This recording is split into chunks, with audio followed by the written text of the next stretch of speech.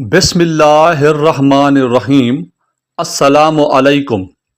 حدیث پاک میں آتا ہے کہ بہترین دن جس میں سورج طلوع ہوا وہ جمعہ کا دن ہے۔ ایک سال کا روزہ اور قیام کا ثواب کس کو ملتا ہے؟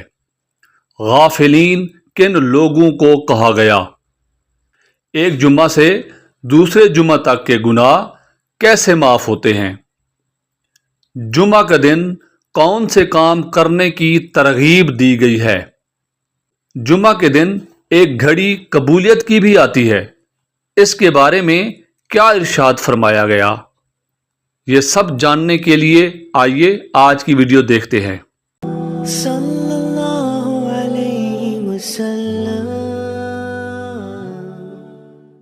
نبی کریم صلی اللہ علیہ وآلہ وسلم نے فرمایا، جو شخص جمعہ کے دن غسل کرے اور خوب اچھی طرح سے پاکی حاصل کرے اور تیل کا استعمال کرے یا گھر میں جو خوشبو میسر ہو استعمال کرے، پھر نماز جمعہ کے لیے نکلے اور مسجد میں پہنچ کر دو آدمیوں کے درمیان نہ گھسے، پھر جتنی ہو سکے نماز نفل پڑھے اور جب امام خطبہ شروع کرے تو خاموش سنتا رہے، تو اس کے اس جمعہ سے لے کر دوسرے جمعہ تک سارے گناہ معاف کر دیے جاتے ہیں۔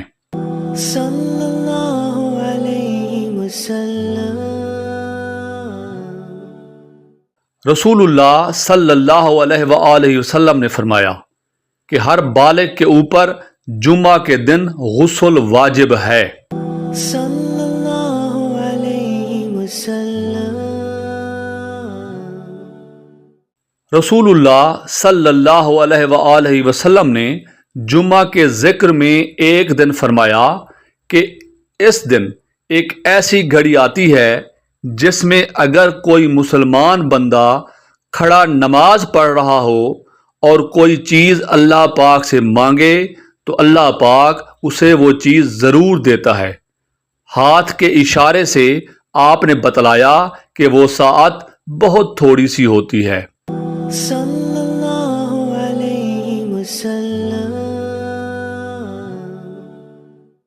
حضرت اوس بن اوس رضی اللہ تعالی عنہ سے روایت ہے، نبی کریم صلی اللہ علیہ وآلہ وسلم نے فرمایا، جس نے اپنے سر یا کپڑوں کو اچھی طرح دھویا اور غسل کیا اور اول وقت میں مسجد میں گیا اور خطبے کو شروع سے سنا اور امام کے قریب بیٹھا اور کوئی فضول کام نہ کیا تو اسے ہر قدم کے عوض 1 سال کے صیام و قیام کا ثواب ملے گا۔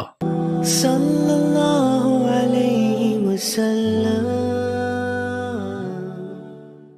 حضرت ابن عباس اور حضرت ابن عمر رضی اللہ عنہم سے روایت ہے کہ رسول اللہ صلی اللہ علیہ وآلہ وسلم نے ممبر کی سیڑھیوں پر کھڑے ہو کر ارشاد فرمایا، لوگ جمعے چھوڑنے سے باز آ جائیں ورنہ اللہ تعالیٰ ان کے دلوں میں مہر لگا دے گا اور وہ یقینی طور پر غافلین میں سے ہو جائیں گے۔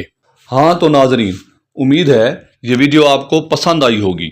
اس طرح کی مزید ویڈیوز دیکھنے کے لیے چینل کو سبسکرائب کر کے ویڈیو کو لائک کریں اور بیل آئیکن کو پریس کر دیں تاکہ آپ ہمارے ساتھ جڑے رہیں اور ہماری ویڈیوز آپ کو ملتی رہیں۔